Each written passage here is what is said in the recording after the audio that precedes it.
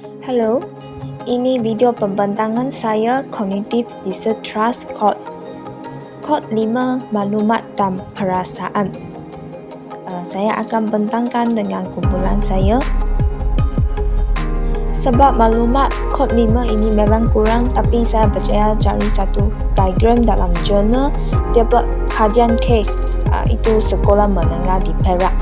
Ini penggunaan beranti kod sebagai satu inisiatif merangsang hebat murid. Raja ini menunjukkan hubung kait beranti kod 1 hingga 6 dengan teknik berfikir. Raja ini dia kabur sikit, tapi dalam kod 5 dia guna teknik aim, goal and objective. Maksudnya, ini kod 1 hingga kod 6 dia guna punya teknik berfikir boleh sentiasa bertukar, tak semestinya terikat kepada satu. Dan sebab maklumat saya dalam topik ini kurang, so saya kaitkan dengan hebat. Mari kita sama-sama lihat case yang pertama. Ini komunikasi antara cikgu C dan murid. Cikgu C dia tanya murid dia senyum, perasaan gembira atau marah, dan murid berjawab soalan gembira. Cikgu C itu pun tanya, dia mau muridnya tengok dia punya muka masam berapa hodoh. Ini mereka punya komunikasi lah, kami dapat melihat. Okey, mari kita sama lihat apa itu teknik ekspresi muka. Ingat tadi itu cikgu C dia tunjuk muka, itu merupakan ekspresi muka. Salah satu saluran dalam komunikasi bukan lisan, non-verbal communication. Ekspresi wajah atau mimik muka merupakan hasil dari satu atau lebih gerakan reaksi otot pada wajah seorang individu. Bentuk komunikasi bukan lisan yang dapat menyampaikan emosi seseorang kepada orang yang memerhatikannya. Ini ekspresi muka. Ingat tadi itu case komunikasi antara cikgu C dan murid. Okey, selepas kami tahu apa itu ekspresi muka, dalam kes ini, strategi beranti kod 1 telah digunakan. Murid dapat memberi maklum balas yang khusus setelah diproses dari penglihatan dan pengalaman serta dijadikan maklumat untuk disampaikan. Selaras dengan kod 1, persepsi dari tanggapan atau penilaian melalui penglihatan atau pengalaman. Keadaan ini dapat dijelaskan apabila murid memberi tanggapan sedia ada berkaitan ekspresi muka guru, iaitu murid menyatakannya sebagai ekspresi gembira. Dalam kes yang pertama juga, bukan sahaja strategi kod 1 dikenal pasti, strategi kod 5, maklumat dan perasaan juga dikenal pasti. Memaparkan kemahiran guru membuat ekspresi muka untuk menyampaikan maklumat kepada murid. Apabila guru menunjukkan perbezaan ekspresi muka apabila senyum dan masam. Inilah kita kata maklumat dan perasaan. Elemen kod 5 dikenal pasti dalam kes pertama. Okey, selepas itu kami akan bincangkan kes yang kedua. Sama juga dengan kes yang pertama, watak yang sama, cikgu C dengan murid. Cikgu C tanya pendapat murid tentang cinta. Topik ini memang hangatlah dalam sekolah. Murid itu tahu 21 tahun ke atas pada masa ini baru boleh start cinta. Okey, ini kes yang kedua. Lepas dapat jawapan murid, seseorang guru perlu mengetahui teknik CAF. CAF merupakan short form kepada consider all factor, mempertimbangkan semua faktor. Teknik CAF ini dikenal pasti apabila murid dapat menimbangkan semua faktor dengan perkara yang dibincangkan sebelum membuat keputusan, iaitu apabila murid mengetahui tahap umur yang sesuai untuk masuk ke alam percintaan. Murid itu murid itu jawab gurunya 21 tahun dan ke atas baru boleh masuk ke alam percintaan.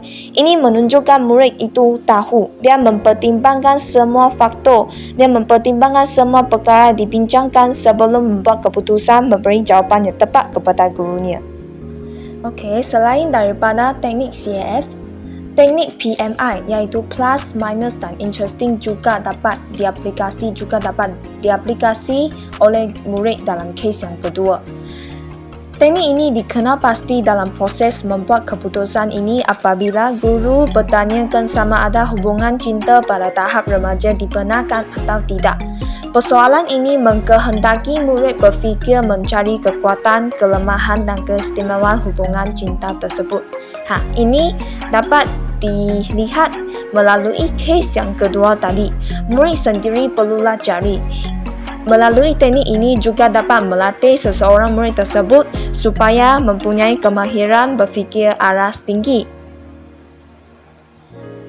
Sebab kod 5, maklumat dan perasaan maklumat dalam Google saya cari, internet pun kurang juga, so saya ambil itu kajian kes dalam jurnal. So apa ini objektif kajian? Mengenal pasti unsur-unsur hebat yang diterapkan oleh guru-guru bahasa Melayu dalam proses PDP di sekolah yang terdiri daripada orang asli menggunakan skala pengukuran kognitif Trusk oleh Edward D. Bono. Saya menghubung-kaitkan teknik kemahiran berfikir, kod dan kemahiran berfikir aras tinggi sebab maklumat dan perasaan kod 5 ini memang kurang dalam internet. Dalam kajian ini, tahap hebat, unsur hebat yang dinyatakan dalam petikan berada pada tahap yang sederhana. Yang berada dalam petikan masuk melalui dua kes tersebut. Kes yang pertama dan kes 2. Kami dapat melihat unsur hebat adalah berada pada tahap yang sederhana. Ini yang saya ambil dari satu jurnal. Buat penutup pembentangan slide saya hari ini merupakan hubungan antara kod dan kemahiran berfikir aras tinggi hebat. Yang pertama sekali, guru boleh memilih teknik berfikir yang sesuai yang dapat diaplikasikan bagi mencungkil aspek berfikir dalam setiap perkara yang dinyatakan pada kod 1 hingga kod 6. Ini bermaksudnya, guru tidak semestinya memilih kod 1, kod 2 atau kod 3. Boleh campur-campur sekali ataupun boleh campur sekali. Dia tidak semestinya terikat kepada satu kod. Yang kedua, pemanfaatan peranti kod dan teknik berfikir yang berbagai dapat memperlihat ketajaman daya berfikir guru dan murid. Ini bermaksud apabila seseorang murid dapat menjawab soalan guru. Ini bermaksudnya murid itu dia mempunyai kemahiran berfikir, mungkin pemikiran kritis, dan guru itu mampu menyelesaikan masalah dan membuat keputusan yang tepat. Yang ketiga, pemilihan kod dan teknik berfikir yang sesuai juga membolehkan guru lebih bersedia dengan alat bantu mengajar yang interaktif dan multi konteks bagi mencungkil idea atau jawapan atau keputusan yang benar dan kritis daripada murid. Sekian sahaja pembentangan saya hari ini. Saya tahu video saya ada kesilapan, macam tata bahasa saya pun tak bagus juga, tapi saya akan berusaha lagi untuk menambah baik kualiti video saya dan menghasilkan pembentangan yang baik dengan ahli kumpulan saya.